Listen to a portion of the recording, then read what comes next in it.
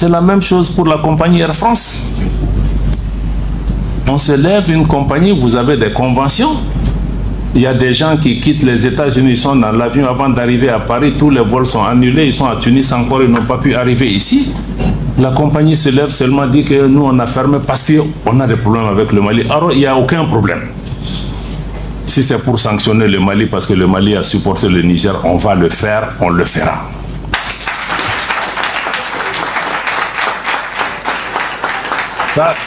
Ça va pas nous dissuader par rapport à ça. Donc, on a aussi mis la réciprocité, on a appelé Air France. J'ai dit que maintenant que vous dites que vous allez reprendre le 11, là, vous ne reprenez pas le 11.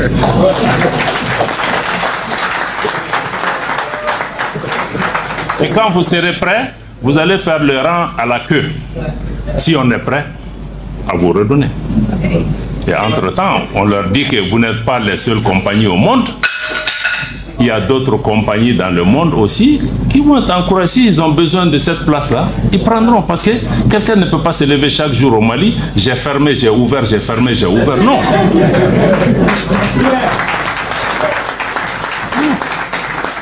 Donc ça, il faut aussi qu'on nous respecte. On respecte même la clientèle parce que ce n'est pas du bétail. Il y a des gens qui sont bloqués à Paris depuis combien de jours? Ils sont là, ils ne peuvent pas faire ça aux États-Unis, ils ne peuvent pas faire ça dans d'autres régions. Ils font ça chez nous. Vous vous levez Burkina, Niger, Mali, on a fermé. Donc il faut que les gens comprennent. Ils ne peuvent pas venir. Ici, c'est une compagnie commerciale. Elle gagne de l'argent. Air France gagne 500 millions de francs CFA par jour sur la destination Mali. C'est nous qui gagnons?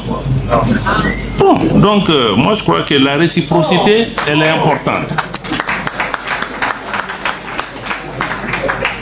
Et nous avons dit à la France, nous avons dit à tous nos partenaires, il faut qu'ils comprennent.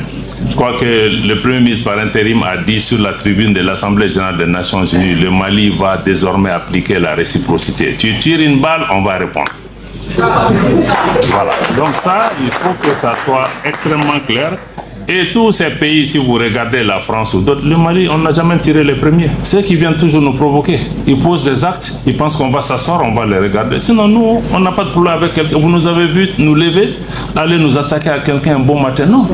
C'est eux qui posent en pensant que toi, tu ne vaux rien. S'ils font ça, ils vont te faire mal. Mais en faisant mal, là, ils ont presque tout perdu progressivement. Parce que nous, on est prêts à assumer notre dignité. On est prêt à assumer le respect que vous nous devez. Et si eux ils ne comprennent pas, d'autres partenaires comprennent aujourd'hui, parce que beaucoup de partenaires viennent à nous maintenant pour dire que oui, vos trois principes là, nous on est d'accord. On comprend. Parce que c'est ça, parce qu'ils comprennent que non seulement on a les trois principes, mais on les applique. Il y a des conséquences, on va payer, mais ça va nous faire avancer. Donc, l'autre des dimensions importantes aussi de la diplomatie malienne, c'est que nous avons œuvré aussi à diversifier nos partenaires. Ce qui n'est même pas un concept nouveau. Moi, depuis jeune diplomate, je suis venu à la direction de la coopération internationale dans les années 90. Mais on parlait déjà de diversifier nos partenaires. Mais aujourd'hui, quand on parle de ça, les gens se fâchent, ils se disent que mais pourquoi vous voulez diversifier, tout se passe bien avec nous, pourquoi vous voulez aller ailleurs? Mais si on va ailleurs, c'est qu'on n'a rien avec vous. Diversifier, ça veut dire qu'on n'est pas marié à un partenaire. On peut avoir un partenaire stratégique, ceci, cela, mais on n'est pas marié à un partenaire.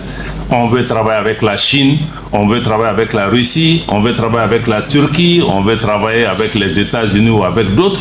S'ils respectent nos principes, on peut travailler ensemble.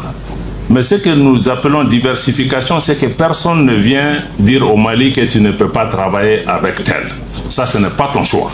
Maintenant, sinon on choisit quelqu'un, si tu n'es pas content, tu en tires la conclusion aussi. C'est vraiment ton droit. On le respectera. Donc je crois que la diversification des partenaires, c'est surtout pour pouvoir répondre aux besoins des Maliens. Que ce soit sur le plan économique, parce qu'aujourd'hui, il y a des partenaires économiquement, quand ils viennent, ils vont chercher à avoir de l'argent, mais toi aussi tu as quelque chose. Mais toi, tu ne peux pas gagner 100, tu es chez moi, moi je n'ai rien. Donc je crois que la diversification répond un peu aussi à ce rééquilibrage dans les relations internationales. C'est pourquoi aujourd'hui, sur le plan géostratégique, c'est pas que vous entendez parler de la Russie et d'autres, mais le Mali de façon générale, c'est pourquoi nous nous battons, c'est que nous cherchons à ce que nous allions vers un monde multipolaire. Parce qu'aujourd'hui, tu as un groupe de pays qui domine le monde. Il se fait appeler Occident. Et qui est appelé qu'il y a une mondialisation. Mais il ne faut pas vous tromper. Ce qu'on appelle mondialisation, c'est l'occidentalisation du monde qui est appelée mondialisation. Si on est mondial, nous on n'est pas. C'est un groupe qui domine. Mais on dit que ça amène des conflits, des tensions.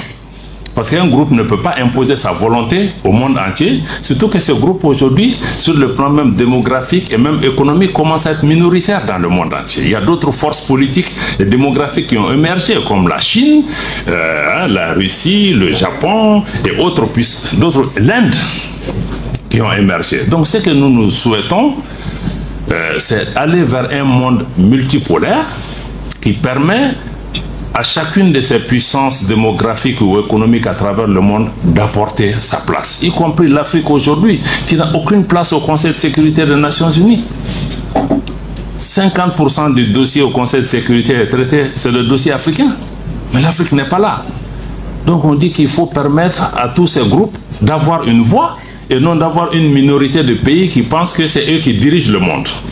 C'est pourquoi vous avez entendu le discours du président de la transition en Russie. Il a été absolument clair que le Mali veut s'arrimer aux bateaux, aux navires des BRICS. Parce que c'est d'autres forces économiques et politiques qui émergent, qui répondent aussi à ce que le Mali veut en termes de respect de la souveraineté, de partenariat gagnant-gagnant, et qui ne sont pas dans des politiques néocolonialistes ou de domination. Donc c'est ça, sur le plan diplomatique, le repositionnement que nous cherchons, de nous trouver dans un cadre où on peut s'exprimer par rapport à toutes ces préoccupations pour pouvoir vraiment mutualiser nos efforts. Donc aujourd'hui, ça c'est sur le plan international. Donc nous nous battons pour cette multipolarité. Mais ici aussi dans notre région, nous nous battons de plus en plus. Vous avez vu un moment, le Mali était seul, hein? Tout le monde était contre le Mali. Mais aujourd'hui, la configuration géopolitique sous-régionale est en train d'évoluer. Et aujourd'hui, nous travaillons avec le Burkina, avec la Guinée, aujourd'hui avec le Niger, et pour pouvoir mutualiser nos efforts, parce que nous faisons face aux mêmes défis. Ce que certains n'ont pas compris depuis longtemps. Mais le Mali et le Niger, mais c'est les mêmes peuples. Même quand les dirigeants ne se voyaient pas, mais les peuples étaient ensemble. Et maintenant, on s'est retrouvés. Parce que le problème au Niger, le problème au Mali, le problème, on ne peut pas les régler seuls. Mais on ne peut pas régler avec ceux qui étaient là pour créer le désordre et pour créer leur domination, pour nous opposer. Et je pense qu'aujourd'hui, nos peuples ont compris que celui qui crée le problème, c'est ça. Et nous le voyons tous. Donc aujourd'hui, il y a cette nouvelle dynamique qui est en place, qui nous permet vraiment de pouvoir travailler pour pouvoir faire évoluer la question. C'est pourquoi nous travaillons toujours aussi à avoir des organisations africaines, parce que le Mali n'a pas fui par rapport à notre ambition panafricaine. Nous restons ancrés, chevillés à l'engagement panafricain de Modibo Keïta et de Kwame Nkrumah et de tous les autres. Mais nous ne nous reconnaissons plus dans certaines organisations africaines qui ne reflètent plus les aspirations des peuples africains. C'est pourquoi même le G5, on s'est retiré, parce que nous on est membre du G5, mais c'est la France qui décide si le Mali va prendre la présidence du G5 ou pas. On dit, mais tu n'es pas membre je paye ma cotisation et c'est quelqu'un qui a la télécommande à Paris? Non. Bon, donc je pense que c'est ça. Aujourd'hui, nous avons ces différentes dynamiques qui sont en place et nous voulons vraiment travailler pour pouvoir avoir des initiatives conjointes. Et c'est pourquoi vous voyez même sur le plan diplomatique, vous avez vu le Mali, le Burkina qui ont saisi le Conseil de sécurité par rapport au dossier du Niger. Je vais revenir sur le dossier nigérien d'ailleurs tout à l'heure avant de pouvoir conclure. Par rapport au panafricanisme, pour nous, le Mali reste attaché au panafricanisme, mais nous voulons des organisations africaines qui sont véritablement africaines et dont le leadership est réellement exercé par des Africains. et non qu'on est des Africains pour exercer un leadership au nom d'autres puissances. Donc c'est pourquoi nous avons des tensions avec certaines organisations comme la CEDEAO, mais nous restons panafricains et nous pensons que ces organisations doivent être des organisations des peuples et non des organisations pour pouvoir défendre des intérêts particuliers, et que ces organisations cessent d'être des instruments entre les mains d'autres puissances. Vous voyez nos sommets? Vous avez vu l'autre jour le sommet à Abuja? L'Afrique, c'est le seul continent où pendant nos sommets, c'est les étrangers qui viennent. Vous avez vu un Africain invité au sommet de l'Union européenne? Ça n'existe pas. Ça n'existe pas. Parce que pour eux, quand tu dis à l'Union européenne, mais invité, ils disent que non, non, non, c'est pas dans l'agenda. Mais quand nous, on a nos sommets, ils disent que mais vous ne nous avez pas invités. Mais vous n'êtes pas membre. Mais laissez-nous avoir une conversation entre nous. Vous n'avez rien à voir dedans. Vous avez vu l'autre jour le président français qui s'élève, qui prédicte même ce que la CEDEAO doit décider. Mais il n'a pas assez de gens à gérer en France, avec les gilets jaunes, tous les mouvements, les gens qui ont cassé partout. Certains, on a l'impression qu'ils n'ont pas leur pays à gérer, mais ils ont le Mali et l'Afrique à gérer. Non, chacun a ses problèmes. Vous nous avez vu nous mêler des problèmes des gilets jaunes ou des gens qui marchent là-bas. Non. Donc chacun n'a qu'à gérer ses problèmes. Vous les avez vus aller dire qu'ils vont au sommet des États américains? Non, ils ont dit qu'ils vont au BRICS. Le BRICS dit non, vous ne venez pas. Donc vraiment tout ça, c'est le respect aussi qu'on doit. Donc le panafricanisme reste le socle de notre action extérieure.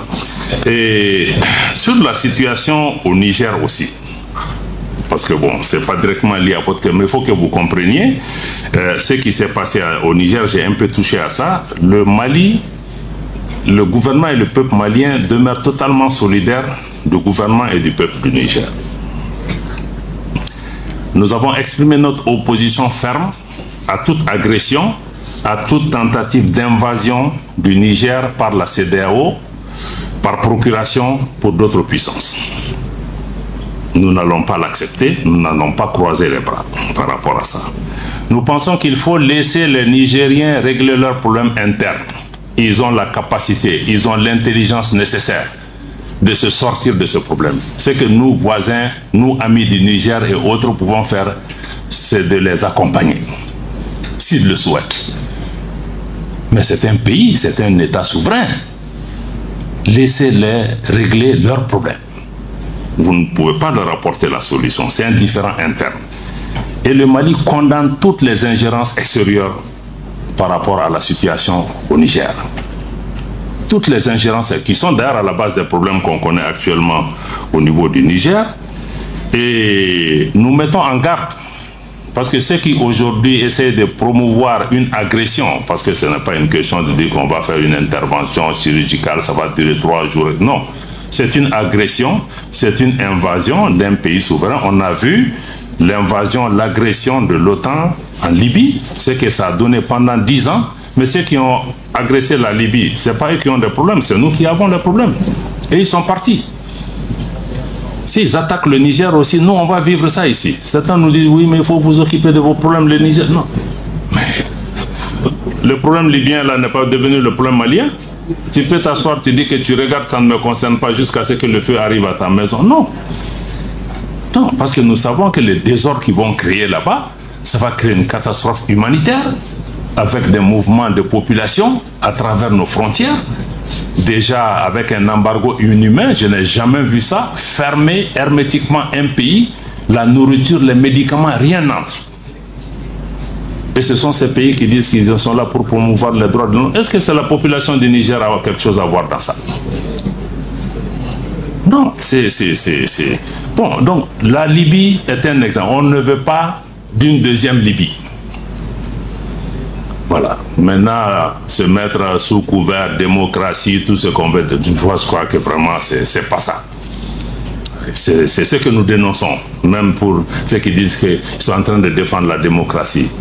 Mais si on condamne les changements anticonstitutionnels civils, il faut dénoncer les changements anticonstitutionnels de mandat et autres qu'on a autour de nous. Pourtant, les gens s'assoient et regardent, parce que pour qu'il n'y ait pas de changement anticonstitutionnel, il faut travailler sur les causes. Tous les problèmes qu'on a connus, c'est qu'il y a eu les causes et on s'est assis, on a regardé.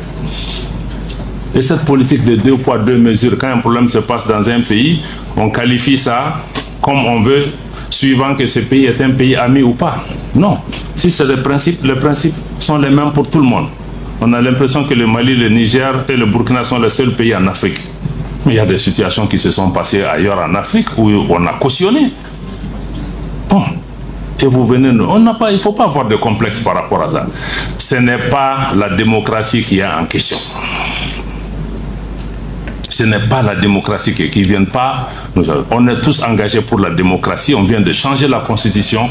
On va aller vers ces changements. Mais ce n'est pas ce qu'eux ils cherchent. Parce que même dans la démocratie, ils veulent que c'est qu'ils viennent des gens qui leur sont favorables. En fait, c'est ça la question. La démocratie, c'est que si j'ai quelqu'un que je contrôle qui est là, c'est un démocrate.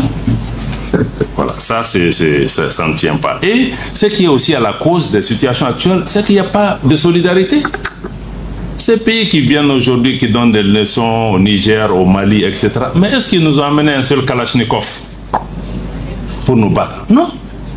La CEDEAO s'élève, on a force, en attente, on est en train d'activer. On s'est dit, ah bon, tout ce temps-là, vous avez une force? Pendant 10 ans, nos gens sont morts, les terroristes nous ont attaqués. On n'a jamais vu un sommet pour dire que oui, on va envoyer 1000 hommes au Mali pour se battre contre les terroristes. Maintenant que vous avez un des vôtres qui est entre les mains des militaires, vous vous réveillez et puis tout de suite vous avez une force. Quel message ça envoie aux populations africaines? Est-ce que c'est leur vie qui est importante ou c'est autre chose? Ou c'est d'autres jeux, ou c'est d'autres qui ont besoin de la CEDEAO pour faire le sale boulot pour eux. Donc c'est pourquoi le Mali, nous on a été absolument clair, on n'est pas d'accord. Et on a indiqué que s'il y a une agression, une invasion contre le Niger, le Mali se retire purement et simplement de la CEDEAO parce qu'on ne peut pas volontairement adhérer à des organisations, que ces organisations deviennent des instruments d'agression contre notre pays. Ce n'est pas acceptable. On ne peut pas mettre notre argent dans des banques centrales, la BCEAO, qui est censée être notre institut d'émission monétaire souverain, qui devient un instrument pour affamer nos populations. Ce n'est pas acceptable. Je crois que c'est toutes ces questions aujourd'hui que nous avons en tête.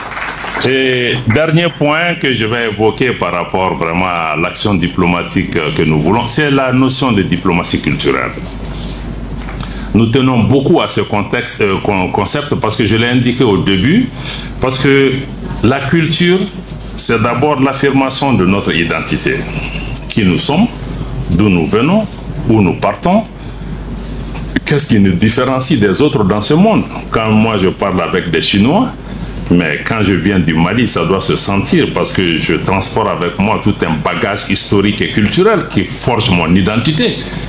Donc même quand on fait du business, je crois que ça doit être motivé un peu par ça parce que je sais que j'ai ma dignité, j'ai mon honneur. Donc je pense que la diplomatie culturelle aujourd'hui est extrêmement importante pour un pays comme le Mali qui a un trésor culturel qui est plus connu dans le monde pour sa culture que pour son or.